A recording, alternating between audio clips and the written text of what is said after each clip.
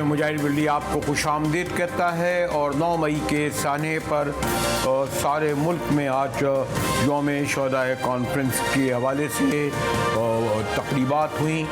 बड़े पैमाने पर चारों सूबों के तमाम छोटे बड़े शहरों में रैलियाँ निकली और जिसमें आवाम ने शिरकत की, फिर सरकारी तकारीब हुई और मैंने कहा कि सारे दिन शोहदा भी आते रहे। काबिल ज़िक्र तकरीब जैसे आप जिसे कह सकते हैं वो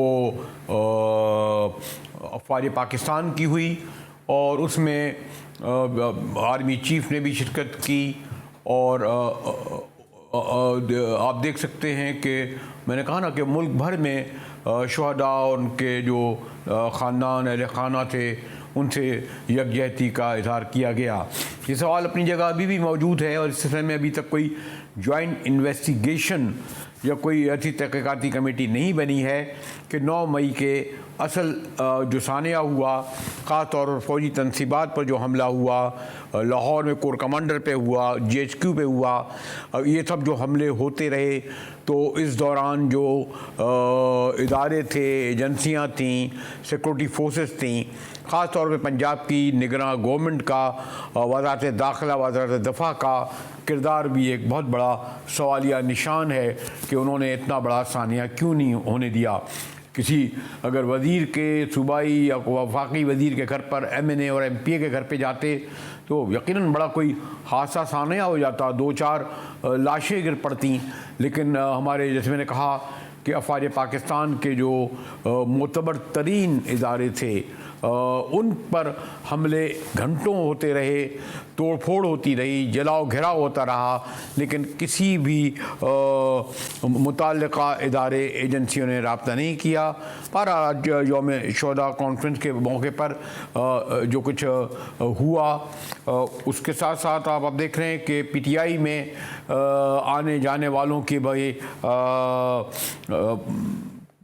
पता नहीं कितने आएंगे, कितने आने वाले, कितने आ चुके, इसकी तफसील बाद में जाऊंगा कि इस वक्त चौधरी ज़फ़र रोड पर एक बार फिर वो मनाज़र देखने में आ रहे हैं जो 2 हफ्ते पहले देखे गए थे कि एंटी करप्शन की जो टीम है वो चौधरी ज़फ़र में चौधरी परवेज़ के घर पर पहुंच चुकी है।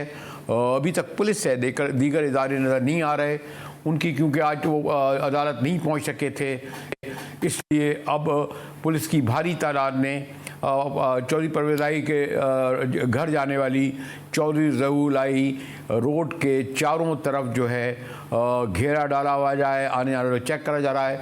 अरसलान भट्टी साहब ब्यूरो चीफ हमारे वहाँ पे मौजूद हैं।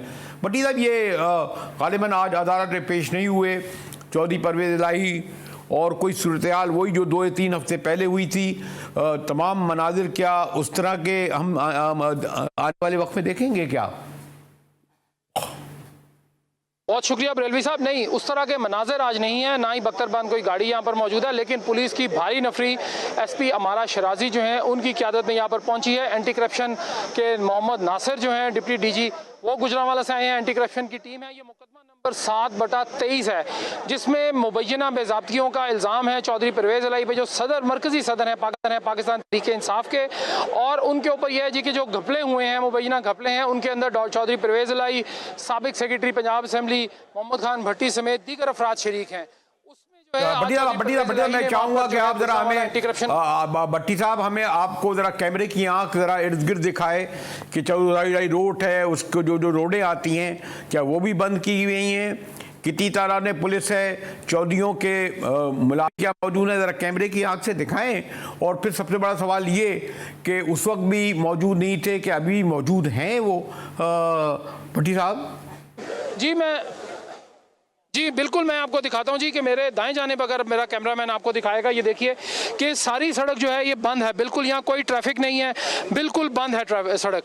और सड़क का ये है जी कि आप देखिए कि बिल्कुल जो पैदल कोई जो लोग हैं, मीडिया के लोग कोई इक्का दुक्का वो आ रहे हैं, अदरवाइज बंद है। ये नहर से इनके घर तक बंद है। मेरे बाएं जाने मेरा कैमरामैन अब आपको दिखाएगा कि यहाँ से भी जो सड़क है वो वहाँ पर गोल चक्कर है बिल्कुल सामने, यहाँ से तकरीबन आप समझ लें 50 कदम पर, वो वहाँ से बंद है। वो ये कज़ाफ़ी स्टेडियम, मेन बुलेवार्ड और दीगर जो सड़कें सड़कें हैं वो भी यहाँ पे बंद कर दी गई हैं। यहाँ पे कोई ऐसा कोई ट्रैफिक या आमदोर रफ्तारों की नहीं है, सवाए कि जितने मीडिया के लोग यहाँ पर मौजूद हैं उसके अलावा यहाँ पर कोई नहीं है। मेरे पीछे अकब है वो बिल्कुल सामने गेट आप देख सकते हैं कि वो आज भी टूटा हुआ शीशा जो है वो पिछली मरतबा जो है वो टूटा था और उस पर वो आज भी अभी तक मरम्मत नहीं कराया जा सका। ये खवातीन यानी लेडीज़ पुलिस जो है वो अंदर जाने दे रहे हैं उनको, चूँकि वो सर्च वारंट उनके पास है। उन्होंने यही कहा था चौधरी परवेज़ इलाही के घर से कि जी आप हमें एक तो सर्च वारंट दिखा दें, हम आपको सारा। बड़ी एक और बात है, बड़ी एक और जरा वजाहत कर दें कि ये जो चौधरीयों का घर है इसका मेन एक ही दरवाज़ा है, यानी अभी भी इसी दरवाजे से चौधरी शुजात जो अब उनके हरीफ हो गए, उनके चिचा कहलाते, कज़न कहलाते, और बाकी उनके भी दोस्त अहबाब पार्टी वर्कर आ रहे होंगे। ये एक ही दरवाज़ा आने जाने का है या और भी दरवाजे हैं जहाँ से ये आमदरफ्त का सिलसिला होता है? नहीं, मैं आपको दिखाता हूँ जी कि ये मेरे दाएं जाने पे एक वो सामने आप देखेंगे लाइट एक ब्लिंक कर रही है, बिजली का पोल लगा हुआ है जहाँ लाइट के अगला वो चौधरी शुजात साहब का घर और चौधरी वजात साहब के घर का वो दरवाज़ा भी वहाँ पे मौजूद है। उसके बाद ये एक दरवाज़ा है जो चौधरी परवेज़ इलाही का, चूँकि ये बिल्कुल सामने उनके वो घर के ऊपर आप लाइट देख सकते हैं कि ये उनका घर है, उनका ऊपरला ड्राइंग रूम है ये, जहाँ पे वो सारी सियासी मीटिंगें सियासी रुफ़का से मिलते हैं, वो लाइट अभी भी चल रही है। और उसके साथ जो है इस दरवाजे के साथ एक अगला दरवाज़ा है जो चौधरी परवेज़ इलाही के जो बेटे हैं चौधरी मोनस इलाही और उनके जो छोटे भाई हैं चौधरी परवेज़ इलाही के, उनके घर का दरवाज़ा है। वो एक छोटा दरवाज़ा भी इस दोनों बड़े दरवाज़ों के बीच में है जो उनकी मीडिया के जो सेक्शन है उधर जाता है। यहाँ पे तकरीबन 5 दरवाजे हैं मेन इनके, और 5 इन घरों की बिल्कुल बैक साइड पे भी घर हैं जो बैक साइड पे सड़क लगती है, FCC रोड जो कहलाता है, वो भी घर इन्हीं के हैं। लेकिन ये जो सियासी इख्तिलाफात हुआ है तो इसके सबब क्या कुछ ऐसी इत्तलात हैं या थी कि अब दीवारें खिंच गई हैं, एक घर से दूसरे घर नहीं जा सकते, यानी चौधरी परवेज़ इलाही की फैमिली के लोग चौधरी शुजात के घर, इस तरह का कोई खबर आती है या नहीं? वो दरवाजे या खिड़कियां खुले हुए हैं एक दूसरे के घर आने जाने में? नहीं बरेलवी साहब, दरवाजे भी खुले हैं, बस दिल थोड़ी देर या दिमाग आप कह लें दिल थोड़ी देर के लिए वहाँ लकीरें खिंच गई हैं। चूँकि चौधरी शुजात साहब का आज भी वहाँ पे उसमें आयशा गुल अलई और समेत दीगर जो PTI के लोग थे, पीपल्स पार्टी के लोग थे, आज शामिल हुए। तकरीबन 12 की तादाद में बड़े रहनुमा शामिल हुए पाकिस्तान मुस्लिम लीग कायदे आज़म में। वहाँ पर भी चौधरी शुजात साहब से ये सवाल हुआ, चौधरी शाफे साहब से भी ये सवाल हुआ कि क्या आपके दिलों में, कहा जी हमारी रिश्तेदारी वहीं है, हम नहीं बहके, जो बहक गए हैं वो जल्दी वापस आ जाएंगे, राय रास्त पर आ जाएंगे। इसका मतलब ये हुआ कि उन्होंने कहा जी कि मोनस ने अपनी सियासत कहा था कि जी सियासत अपनी अपनी, रिश्तेदारी अपनी जगह पे, रिश्तेदारी जो है वो इनकी कायम है। बड़ी बताएं, अभी मैं आपके पास दोबारा आऊंगा, लेकिन एक सवाल ये कि कितनी मुसद्दका इत्तलात हैं कि जिसके सबब वाकई चौधरी परवेज़ इलाही इस वक्त घर के अंदर ही मौजूद हैं? क्योंकि उस वक्त भी ये कहा गया था जब घेराव हो रहा था, दरवाजे तोड़े जा रहे थे, कि चौधरी परवेज़ इलाही गालिबन मौजूद नहीं थे अंदर। बरेली साहब, अभी भी यही कहा जा रहा है जी कि चौधरी साहब यहाँ पे मौजूद नहीं हैं। आपने सर्च करनी है, चौधरी वजात साहब का घर है, शुजात साहब का घर है, परवेज़ इलाही साहब का घर है, मोनस इलाही साहब का घर है, शाफे साहब का घर है, सब घर यहाँ पे मौजूद हैं। लेकिन चौधरी परवेज़ इलाही के घर में वो खुद जो है वो मौजूद नहीं है।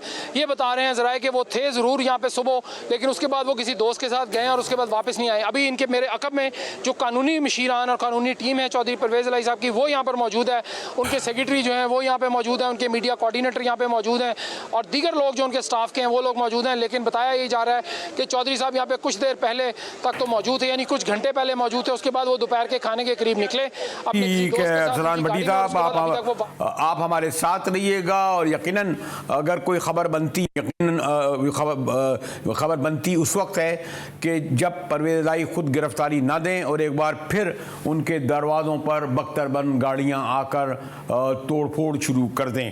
हमारे साथ रहिएगा, मिलते हैं एक ब्रेक के बाद कि तहरीक इंसाफ में जाने वालों का सिलसिला जारी है। असद उमर सेक्रेटरी, उन्होंने बड़े सॉफ्ट तरीके से पार्टी को छोड़ा प्रेस कॉन्फ्रेंस में, लेकिन बहरहाल कुछ ऐसे रहनुमा हैं जिन्होंने, महमूद रशीद और यास्मीन राशिद, जिन्होंने से इनकार भी किया। हमारे साथ रहिएगा, मिलते हैं ब्रेक के बाद।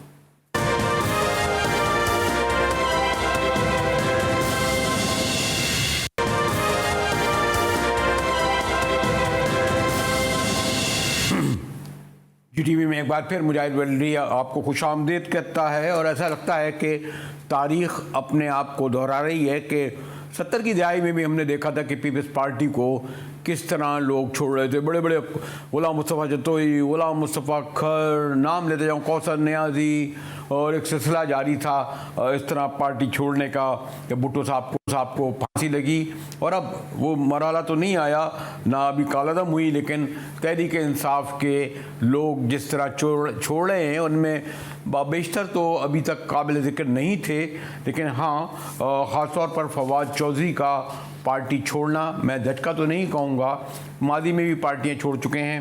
असद उमर साहब ने ज़रा ग्रेसफुल तरीके से, क्योंकि उनका बैकग्राउंड है, वो जो है पार्टी को के हवाले से अपना मौक़िफ़ बयान किया है एक प्रेस कॉन्फ्रेंस में। देखिएगा असद उमर साहब को। 9 मई के बाद ख़ास तौर पर इस वक्त मेरे लिए ये ज़ाती तौर पर मुमकिन नहीं है कि इन हालात के अंदर क़यादत की जो जिम्मेदारियां होती हैं वो मैं निभा सकूं, वो मेरे लिए मुमकिन नहीं है। इसलिए मैं सेक्रेटरी जनरल तहरीक इंसाफ की जो जिम्मेदारी है और कोर कमेटी की मेंबरशिप, उससे मैं मुस्ताफ़ी होऊंगा। यानी उन्होंने वादे किया कि मैं एज ए सेक्रेटरी जनरल जिम्मेदारियां पूरी नहीं कर पा रहा, ताहम मैं पार्टी की कोर कमेटी में भी हूं, मैंने पार्टी नहीं छोड़ी है, खानदान साहब को भी छोड़ा है। और आज मैं देख रहा था कि जब अदालतों में बड़ी सीनियर पार्टी की यास्मीन राशिद आई, उसके बाद महमूद रशीद साहब आए, उन्होंने दो टोक अल्फाज में कहा वो कतई तौर पर पार्टी छोड़ने नहीं जा रहे। देखिए इधर पार्टी को छोड़ने की बातें करते हैं। इमरान खान और पीटीआई को छोड़ने का तसव्वुर भी नहीं किया जा सकता। तमाम तर मुश्किलात के बावजूद डट कर खड़े हैं इंशाल्लाह, और आखिर तक खड़े रहेंगे। जो छोड़ के जा रहे हैं फवाद चौधरी छोड़ के जहाँ डॉक्टर साहब बताइएगा, पीटीआई छोड़ते जा रहे हैं, फवाद चौधरी ने भी छोड़ दिया, आपके क्या ख्याल है? मैं नहीं छोड़ रही, पीटीआई के साथ हैं? मैं पीटीआई के साथ रहूंगी और पीछे ध्यान नहीं छोड़, बिल्कुल कायम शाम और पीटीआई नहीं छोड़। जी, मैं हमारे साथ शोएब शाहीन साहब हैं, साबिक सदर Islamabad high court bar. Shoaib Shaheen साहब, वो कि जेंडर की तकसीम नहीं करनी चाहिए, लेकिन बहरहाल हमारी सोसाइटी में है मर्द हजरात मुकाबला भी करते हैं, फेज़ भी करते हैं, उनके साथ बहुत कुछ हो, शायद ऐसा नहीं होता। लेकिन हालिया दिनों में ख़ास तौर पर ख़वातीन, शीरी मज़ारी को ग़ालिबन 12 दिन में 5 बार पकड़ा और छोड़ा गया। यास्मीन राशिद को भी मैं देख रहा था, एक और ख़वातीन को भी देख रहा था। तो ये जो जिस तरीके से जो प्रेशर है, लेकिन मुझे लग रहा है कि आपकी जो रद्दअमल सिविल सोसाइटी का था, आपके लॉयर्स का था, उनका इतना सामने नहीं आया। शोएब शाहीन साहब, देखिए, आपने अपने इंट्रो में बता दिया। आप अगर इसको पीछे लेकर जाएं ना 1950s में, बदकिस्मती से उस ज़माने में जो गठजोड़ शुरू हुआ हमारी मिलिट्री एस्टेब्लिशमेंट का, सिविल ब्यूरोक्रेसी का, फिर जुडिशरी साथ मिल गई, और जो सो कार्ड लीडर्स थे उस ज़माने के लैंडलॉर्ड्स, वो कुछ उनको अपने साथ मिला लिया गया। वो तमाशा शुरू होता रहा, टू लीडरशिप को हमने पीछे धकेल दिया और हाइब्रिड निज़ाम को सामने लाए। 1956 में आपका कॉन्स्टिट्यूशन बना, 58 में आपने उसको मुअत्तल कर दिया, एब्रोगेट कर दिया, मार्शल लॉ लग गया। फिर चलते चलते 62 की आपका कॉन्स्टिट्यूशन बनता है, वो जो प्रेसिडेंशियल फॉर्म, उसमें भी आपने बीडी मेंबर्स को सिर्फ वोट देने का हक रखा। फातिमा जना को आपने इलेक्शन हरा दिया। शेख मुजीबुर रहमान को कहा कि नहीं तो ये तो बड़ा गद्दार है, वो जीत गया। 168 सीटों वालों को इक़्तिदार नहीं दिया, 80s वाले को इक़्तिदार दे दिया। उसके बाद मुल्क आपका 2 लख्त हो गया, अपने ही लोगों के खिलाफ हमने ताकत इस्तेमाल कर ली। जुल्फ़िकार भुट्टो को भी बर्दाश्त नहीं किया। उसको जिस वक्त जेल में था उस वक्त ही मोस्ट ऑफ दी जो पार्टी मेंबर्स थे उनको अलग कर दिया गया था, जिसमें से ये कौसर रियाजी साहब हो गए, पीरजादा साहब हो गए, मुस्तफ़ा जतुई हो गए, मुस्तफ़ा अखर हो गए, को मुल्क छोड़ गए, को आगे पीछे चले गए। मोस्टली उनको जुडिशरी के जरिए एलिमिनेट कराया गया। लेकिन बेनज़ीर भुट्टो जब वापस आती है 1986 में, ज़्यादा ताकत के साथ आती है और तमाम नए चेहरों के साथ आती है। और इसी तरह आप उस पीरियड के अंदर दरियाफ्त किए गए मोहम्मद खान जुनेजो साहब, फिर वो सूट नहीं कर रहे थे तो उनमें से एक ईजाद हो गए नवाज शरीफ साहब। जब नवाज शरीफ साहब पॉपुलर हो गए तो उसके बतन से PMLQ को जिंदा किया गया, पैदा किया गया। PMLQ के साथ पैट्रियाट का तड़का लगाया गया। फिर पैट्रियाट और PMLQ के इम्तजाज के साथ मुशर्रफ साहब ने एक 5 साल का इक़्तिदार इंजॉय किया। और उसके बाद जो भी फिर होता रहा वो सब कुछ आपके सामने है। आज वही तारीख दोहराई जा रही है। लेकिन बदकिस्मती से 2 चीज़ें हैं। एक तो बैसियत कौम हमने कोई सबक नहीं सीखा। दूसरी बात यह है कि हमने मुल्क का तमाम मुक़्तदर तबकों, इदारे हमारे और हमारे सियासतदानों ने इस मुल्क का नहीं सोचा। और इस मुल्क को आगे ले जाने की बजाय मजीद हम गड्ढे में धकेल रहे हैं और पीछे की तरफ लेके जा रहे हैं आगे ले जाने की बजाय। दूसरी बात जो आज एक फ़र्क है वो ये है कि आज हर शख्स के पास इंफॉर्मेशन है। आप इंफॉर्मेशन आप रोक नहीं सकते। आपने 3 दिन रोकने की कोशिश की लेकिन उससे मुल्क का जो आपने नुकसान किया माशी तौर पर तो है ही है, पर लेकिन पूरी दुनिया में आप मुंह दिखाने का काबिल नहीं रहे। आज भी जो कुछ हो रहा है, अदालतें ये बात कहने पे मजबूर हो गई हैं कि जनाब आपने अगर रिलीज होना है अपने आप को, हम तो आपको छोड़ रहे हैं, लेकिन अगर आपने अपने आप को रिलीज करना है तो आप सिर्फ एक मेहरबानी करें, जा करके प्रेस कॉन्फ्रेंस कर दें। कितना मासूम और खूबसूरत हमारा कानून और निज़ाम इंसाफ है कि जिस वक्त आप पीटीआई को छोड़ने का ऐलान करते हैं आप फरिश्ते बन जाते हैं, दूध के दूल्हे हो जाते हैं, तमाम इल्ज़ामात से बरी ज़िम्मा हो जाते हैं। और अगर अदालत आपको छोड़ दे 1 दफ़ा, 2 दफ़ा, 3 दफ़ा, 4 दफ़ा, 5 दफ़ा, तब भी आप नहीं छूट सकते, इसलिए कि या अदालत के अंदर से गिरफ्तार हो जाते हैं या आप जाकर के अडयाला जेल से गिरफ्तार हो जाते हैं या किसी भी जगह से आप पकड़ लिए जाते हैं और आपको पता भी नहीं कि आपके ऊपर इल्ज़ाम क्या है। तो इस हवाले से जो सिविल सोसाइटी के अंदर देखें, जब रूल ऑफ लॉ जिस मुल्क में नहीं होता, जहां कानून की हुक्मरानी का तस्वुर नहीं होता, वहां हमेशा इंतशार आता है। वहां जब इंतशार पैदा होता है तो मॉब जस्टिस सिस्टम यहाँ मैं आपसे थोड़ा सा ये कहूँगा कि जो हमारे हाई प्रोफाइल पर्सनैलिटीज़ हैं, असद उमर साहब हों, फवाद चौधरी हों, शीरी मदारी हों, हमारे हों, बहरहाल उन्होंने इस लेवल पे होते हुए भी बहुत रिस्क किया, लेकिन कोई गालिबन कोई कहते हैं 5000 से ज़्यादा आम कारकुन हैं और कुछ को कभी मैं पढ़ रहा था कि 26 ऐसे कारकुन हैं जिन्हें कोर कमांडिंग ऑफिसर गालिबन कमांडिंग ऑफिसर उनके हवाले किया जाएगा। तो एक तो उन कारकुनों के केसेस मुझे नहीं पता किस लेवल पे लड़े जा रहे हैं, दूसरे इस तरह हवाले किया जा सकता है जिस तरह की खबर आ रही है। देखिए, पहली बात तो यह है कि इसको भी बहरहाल चैलेंज किया जाएगा कि जब आप आर्मी एक्ट का इतलाक करते हैं, जो कि नहीं कर सकते। आप इसकी 2 मिसालें मैं सिर्फ दे देता हूँ। एक ये कि नवाज शरीफ साहब ने 97 में आर्मी एक्ट के तहत प्रोसीडिंग्स और मिलिट्री कोर्ट्स बना दी थी जब कराची में ऑपरेशन किया था, जिस वक्त सो कार्ड जिनापुर का नक्शा भी बरामद कहते हैं जी हो गया था और सब कुछ हो गया था, और वही MQM फिर मुख्तदर तबकों की पसंदीदा बन गई बाद में, और फिर उसके बाद फिर नाराज़गी होगी और आज भी वो पार्टी मौजूद है। लेकिन मैं ये कहता हूँ कि उस वक्त सुप्रीम कोर्ट के पास मैटर गया और महरम अली केस में ये बात तय हो गई थी कि जी पैरेलल जस्टिस सिस्टम आप नहीं बना सकते और नहीं ये मिलिट्री कोर्ट बना सकते।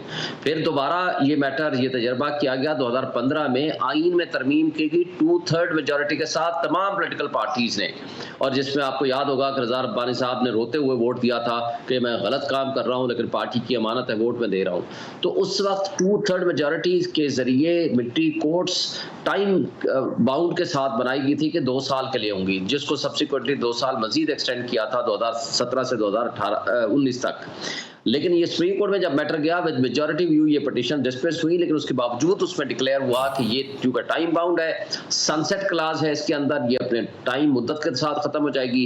ये TTP या इस तरह के दहशतगर्दी के मैं एक बार फिर ये कहूंगा, एक बार फिर मुझे याद दीजिए कि अगर मैं आपसे कंक्लूडिंग करूं, कोई भी जो एक्शन है ये इलीगल, ये लाफुल होगा और इसको चैलेंज नहीं किया जा सकता। ये चैलेंज होगा और मेरा ख्याल है कोर्ट्स इसको सेटिसाइड कर देंगी। ओके, शुक्रिया शोएब शाहीन साहब, इस्लामाबाद हाई कोर्ट बार के साबिक सदर शोएब शाहीन साहब हमारे साथ मौजूद थे। और तब तहरीक इंसाफ पर पाबंदी के सिलसिले में ख्वाजा आसिफ साहब जो वज़ीर दिफा हैं, उन्होंने कोई लगी लिपटी नहीं रखी और कहा कि हम शवाहिद इकट्ठे कर रहे हैं ताकि उसे कलअदम यानी नाअहल करार दिया जाए और पार्टी पर बैंड किया जाए। हमारे साथ रहिएगा।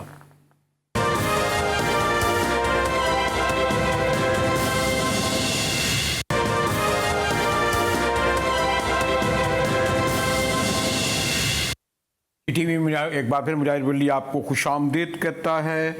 और तो खबर ये अभी आई है कि बैरिस्टर मलिका बुखारी को रिहा कर दिया गया है। ये नहीं इल्म कि वो शायद कोई प्रेस कॉन्फ्रेंस तो नहीं करने जा रही या खामोशी से घर चले जाएंगी, ये कहना मुश्किल है क्योंकि जो भी रिहा हो रहे हैं उनका एक अलग मौक़िफ़ होता है। लेकिन आज जो सबसे अहम बड़ा सवाल ये है कि क्या तहरीक इंसाफ को बैंड यानी पाबंदी लग रही है। ख्वाजा आसिफ वज़ीर दिफा ने तो इसकी की तरफ इशारा किया है, बल्कि कहा है कि शवाहिद जमा किए जा रहे हैं उन्हें कलअदम करार देने के। और ज़रूर इसका फ़ैसला कोई नहीं हुआ, लेकिन इसका जायज़ा ज़रूर लिया जा रहा है कि पार्टी के ऊपर पाबंदी लगा दी। इन लोगों ने रियासत को चैलेंज किया है, रियासत की जो क्या कहते हैं बुनियाद जो है, जो असास जो है, उसके ऊपर हमला किया है। कौन सा जुर्म है जो 9 मई को सरजद नहीं हुआ कि हिंदुस्तान तो कर सकता था, पाकिस्तान ही नहीं कर सकता। जी, उन्होंने ये कहा कि जनाब अभी तक फैसला तो नहीं हुआ है लेकिन गौर ज़रूर हो रहा है। हमारे साथ सेनेटर शाहिद सैयद साहब हैं। शाहिद सैयद साहब अवामी नेशनल पार्टी के अहम रहनुमा हैं और ये भी बताते चलूँ कि अवामी नेशनल पार्टी से पहले नेशनल डेमोक्रेटिक पार्टी बल्कि मदर पार्टी नेशनल अवामी पार्टी थी, जिस पर भुट्टो दौर में सन 74 में पाबंदी लगाई गई थी। सैयद साहब, शुक्रिया आपने वक्त निकाला और मैंने ख़ास तौर पर आपको इसलिए रहमत दी, एक तो हमारा आपका ताल्लुक़ खातिर भी है कि आपकी ख़ुद पार्टी 74 में यानी जो मदर पार्टी थी नेशनल अवामी पार्टी पाबंदी लगी, बम धमाकों के इल्ज़ाम लगे, अफ़गानिस्तान, काबुल, इंडिया, गद्दारी, जो तमाम इल्ज़ाम थे वो सब लगे। तो लेकिन मैंने कहा ना, नाम बदल दिया, NDP हो गई, अब ANP हो गई, तो पार्टियां पाबंदी से ख़त्म तो नहीं होती ना। आज आपकी वही सोच है ना जो बादशाह खान की थी, वली खां की थी, इस्फंडियार वली की है। सबसे पहले तो मैं आपको शुक्रिया अदा करता हूँ, देखने सुनने वाले को सलाम देता हूँ। हमारी पार्टी का और हमारा मौक़िफ़ तो मेरे ख्याल में यही है कि पार्टी कितनी भी पार्टियों पे सबसे पहले मेरे ख्याल में हमारी पार्टी पे बैंड लगाया था, फिर दूसरे नाम से आ गई, तो जब नाम चेंज करके वो आता है, सबसे बुनियादी चीज़ है कि उनका किरदार क्या है, काम क्या भाई, जुर्म क्या है। एक तो होता है कि ऐसी किसी को पार्टी पसंद ना हो, तो हम तो बोले किसी पार्टी पे कदगन नहीं होना चाहिए, ये इसकी तो हम मजम्मत कर नहीं होना चाहिए। लेकिन ये जो वाक़या हुआ है या जो इमरान की पार्टी है, तो ये तो पार्टी नहीं है, ये तो एक गुब्बारा था जिसने इससे में आवाज़ इतना बड़ा कि वो पूरा दुनिया में, वो एक सीट जीतने वाला बंदा था और वो प्राइम मिनिस्टर ऑफ पाकिस्तान बन गया। तो वो गुब्बारे में हवा इतना ज़्यादा भरा कि वो पूरा पाकिस्तान पे फैल गया। पाकिस्तान से किया कि उसने दुनिया पे मतलब अपने आप को लीडर बहुत बड़ा समझा, जबकि वो लीडर था, वो एक अच्छा सा खिलाड़ी हो सकता था।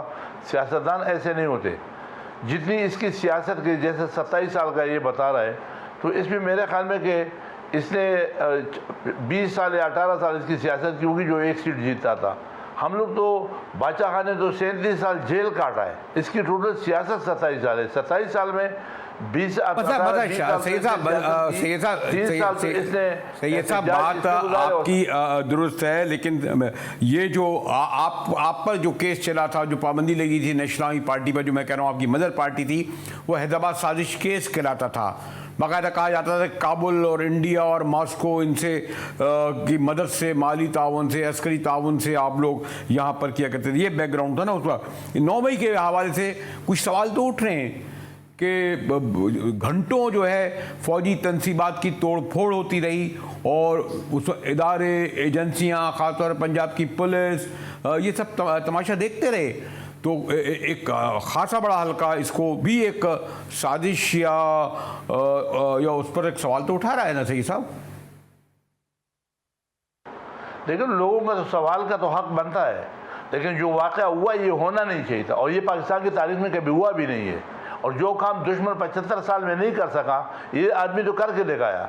ये आपका सवाल कि रेंजर कहाँ था या पुलिस कहाँ था या इन लोगों को क्यों खबर नहीं हुआ, ये सवालात अपनी जगह पे, लेकिन हुआ तो गलत है ना। तो हम तो गलत को गलत करना पड़ता है। ऐसा सोचने वालों को भी इबरतनाक सज़ा होना चाहिए। हमसे ज़्यादा अजियत या हमसे ज़्यादा तकलीफ किसने उठाई है? हमारी पार्टी तो शुहदाओं की पार्टी बनी हुई है, लेकिन हमने भी कभी ऐसा नहीं सोचा कि हम जाके करें। और ये तो बाकायदा टारगेटेड हुआ है ना, प्लानिंग से हुआ है ना। ये कोई जज्बाती होता ना तो फिर भी आदमी सोच लेता, लेकिन ये तो प्लानिंग के तरीके से एक काम हुआ है, ऐसा कि ये कभी तारीख में हुआ ना, होना भी नहीं चाहिए। सैयद साहब सॉरी टू से 70 की दहाई में एक तालिब इल्म की हैसियत से मैंने देखा ना, खैबर पख्तूनख्वा, पंजाब, बलूचिस्तान में धमाके हुए, बाकायदा किए गए। उस वक्त हयात मोहम्मद शेरपाव का कत्ल भी किया गया, या शहादत जिसे पील पार्टी कहती है। बाकायदा किताबें, किताबचे सब मौजूद हैं जिसमें काबुल में जो है नेशनल पार्टी की क़यादत की सरगर्मियाँ मौजूद हैं। क्या ताल्लुक़ रागा बनती थी, पूरी हिस्ट्री है ना ये। जो आपकी मदर पार्टी जिसको आप ओन करते हैं अभी भी, उन्होंने भी तो गैर मुल्की मदद से, आप पर भी तो गद्दारी के इल्ज़ाम लगे थे। आप लोगों ने क्या नहीं किया था जो उस वक्त मैंने कहा ना, और उसे कबूल भी किया था। बाकायदा मेरे बहुत ही मरहूम बुजुर्ग दोस्त, उनकी किताब मौजूद है अजमल खटक की, बयानात मौजूद हैं, दस्तावेज़ात मौजूद हैं, पूरा पुलंदा है हैदराबाद साजिश केस का सैयद साहब। तो हम भी हमारा भी डिमांड यही है, हमारा भी यही डिमांड है कि इंक्वायरी हो, और जो जिन लोगों ने किया है वो तो फिर उसको सजा देगा। अगर शेरपाओ का कत्ल हमने किया तो हमें सजा होना चाहिए, लेकिन अगर शेरपाओ का कत्ल हमने नहीं किया तो जिसने किया है जाके उसको पकड़ो। हम इस मौके पर कहते हैं अगर इमरान खान ने ये काम किया हुआ है तो उसको पकड़ो, अगर इमरान खान ने नहीं किया है और ये काम किसी और ने किया है तो फिर ये गलत है कि इमरान खान को या पार्टी को बैन करे या इमरान खान को सजा क्यों दे रहे, नहीं देना चाहिए, गलत है फिर। लेकिन अगर वाकई उसने किया है, जिसने भी किया है, तो काम तो हुआ है ना। शेरपाओ अगर मरा तो शेरपाओ को किसने मारा, वो तो एक जाली केस बनाने वाला, वो सब्जेक्ट अलग था, वो बात आपकी 100% दुरुस्त है। मगर उसके आड़े में कि उस वक्त अगर हमारे साथ ज्यादती हुई है, गलत केस बने हुए, तो क्या आज एक जीनियन केस को जो सामने पड़ा हुआ है जिसमें इस तरीके से शुहदाओं की जो बेहुरमती हुई या जो मुल्क को नुकसान या जो उसका लहजा है या जो उनका सियासत है, आप एक सीनियर सियासतदान है, मैं खुद तो इंटरव्यू भी जाना भी नहीं पसंद करता हूँ। आपका नाम आया तो मैंने बोला यार ये बंदा ऐसा है कि ये इसको सियासत का सब पता है, आप हमारे उस्ताद है, तो क्या ये जो इमरान खान का रवैया था ये एक सियासतदान का था?